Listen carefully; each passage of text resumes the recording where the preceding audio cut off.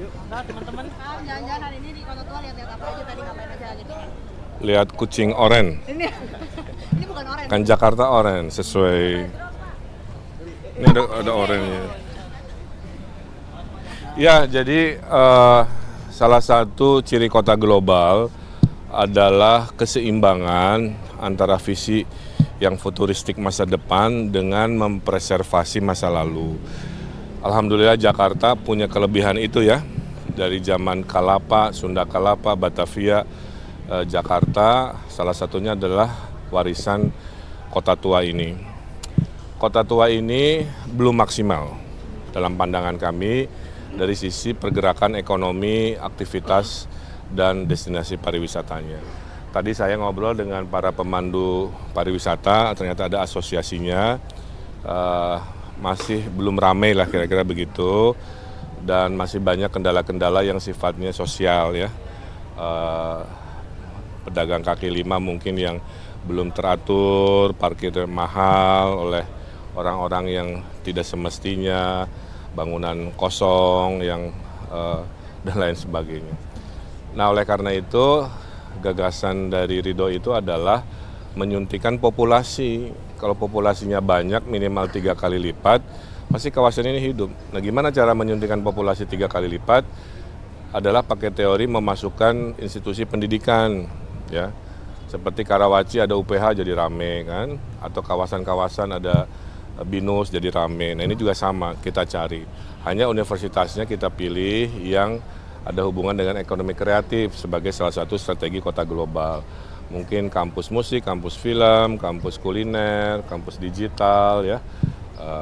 Tapi kalau hanya kampus tanpa hunian, kan teorinya berulang, terjadi kemacetan orang datang ke sini. Maka kita telaah, ada beberapa lahan kosong bisa dibuat hunian, sehingga orang tinggalnya di sini, ngampusnya di sini, ngafenya di sini, bikin aktivitas kreatif di tengah jalan sini, di alun-alun dan lain sebagainya. Nanti kita bicarakan karena sebagian besar asetnya milik BUMN, tentu siapapun pemilik silakan saja, tapi visi misi kotanya harus satu frekuensi. Harapannya itu, sehingga harapannya dalam 5 tahun harusnya kawasan ini hidup seperti kota-kota Eropa, lebih nyaman, pohonnya kita banyakin juga untuk ngurangin polusi dan keteduhan. Insya Allah menjadi tempat yang teristimewa dalam pembangunan Jakarta ke depan. Artinya ini akan kerjasama dengan kampus yang sudah ada atau mendirikan kampus baru, Pak? Kampus itu biasanya ada cabangnya, jadi tidak harus selalu baru, tapi cabang kampus utama dibawa ke sini dengan keterbatasan kan, karena gedungnya kan segini-gini aja. Teori kampus cabang jauh lebih pas ya untuk mengisi keramaian di sini. Berarti kayak fakultas seninya di sini gitu ya, Pak? Ya, tidak semua harus fakultas seninya di sini. Mungkin BINUS ada, saya sebut nama itu lagi ya, karena memang yang paling banyak merubah wajah kota juga kampus tersebut. Jenis jurusannya apa gitu yang pas di sini. Gimana? Tadi sudah dilihat kan yang kosong. Ada itu di situ ada, saya tanya, itulah pentingnya jalan-jalan ya dan belusukan. Saya tanya ini lahan siapa? Oh milik Mandiri Pak, jadi apa? Parkir aja kan. Nah kan nanti parkir bisa kita atur. Ada gedung parkir, ada macam-macam. Kang, Pasus Wangan ada. Oh ya. Pasus. Selamat sore.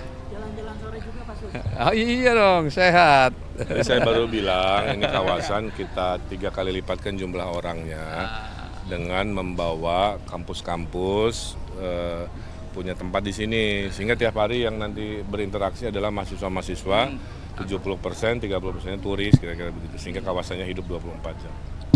Plus titip ke Pasus penghijauan. Nah, siap. Kota Tua ini kan termasuk rendah emisi Pak. Seperti apa Pak penanganannya Pak? Sedangkan sudah banyak lagi kembali motor lewat. Ya nanti dievaluasi di audit ya. Idealnya seperti di beberapa negara ada kawasan wajib mobil listrik misalkan ya, atau gimana, harusnya bisa lah ya. Nah rendah emisi juga tadi, populasi pohonnya juga harus berlipat-lipat. Karena pohon yang banyak pasti mengurangi emisi karena diserap polusinya. Untuk kawasan pemukiman artinya ada relokasi ke sini. Gimana ya? Gantian. Sedikit Pak, mungkin di luar konteks kota tua, ini kan kemarin kan Pak RK sempat ke tim juga, banyak juga seniman-seniman di tim ini yang tidak memiliki wadah setelah dijadikannya revitalisasi tim begitu megah sekarang. Dari Pak RK sendiri bagaimana? Mereka itu menuntut untuk Pergub 63 itu untuk Ya, dicabut, Kang. gini, kalau dibedah satu-satu, masalah Jakarta itu banyak sekali. Dan masalahnya banyak level teknis yang harus diaudit dulu. Makanya saya kemarin kan jawaban kita, paham, saya 2 kali pilkada juga begitu. Izinkan kami nanti mengaudit. Saya nggak bisa jawab sekarang, kan harus dengar 2 arah. Dari Jakpronya gimana, sejarahnya bagaimana. Pasti kami ingin seadil-adilnya. Kalau tanya ke kami solusinya apa, kami ingin seadil-adilnya, tidak ada yang dirugikan satu sama lain. Kalau masih ada sekarang perasaan begitu, ya kami cari solusinya. Oke? Cukup ya? Ini kan besok udah mulai masukin masa kampanye ya Bang. Ini sedangkan Pak RK Susono itu belum mengumumkan struktur tim ses di Pilkada Jakarta ini. Kalau dari Pak RK Tanyanya ke Pak Riza sekali lagi ya, kebijakan ngumuminnya sudah ada, kan besok juga udah gerak ya. Jadi paslon tidak dibebani mengumumkan itu, tapi yang saya pastikan strukturnya udah ada, udah lengkap, tinggal ditagih aja. Nanti saya ingatkan juga, kalau kebutuhan media. terus kan secara elektabilitas Pak RK Susono emang sekarang udah masih di atas angin ya. Dan kalau dari internal sendiri, daerah-daerah mana yang masih kurang mungkin untuk Jadi survei itu bukan semata-mata hanya sekadar prosentasenya. Kalau saya, survei internal tidak kami umumkan, tapi mirip-mirip, lebih kepada kita lemah di mana dan kuat di mana.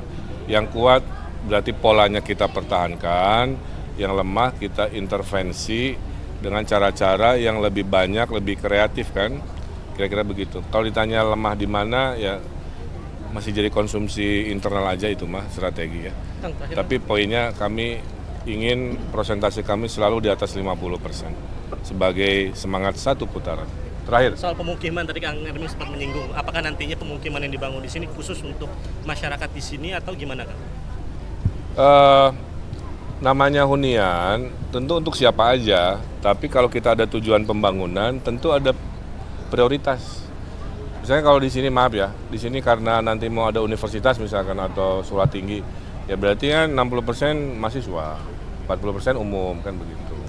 Kalau huniannya di atas pasar, kita tanya ke pedagang pasar mau nggak dengan nyaman kan, rumahnya di atas, jualannya di bawah. Kalau mau ya mereka prioritas dulu, baru lain-lain. Jadi prinsipnya untuk semua orang, tapi ada prioritas sesuai tujuan kenapa kita membangun kawasan tersebut. Oke?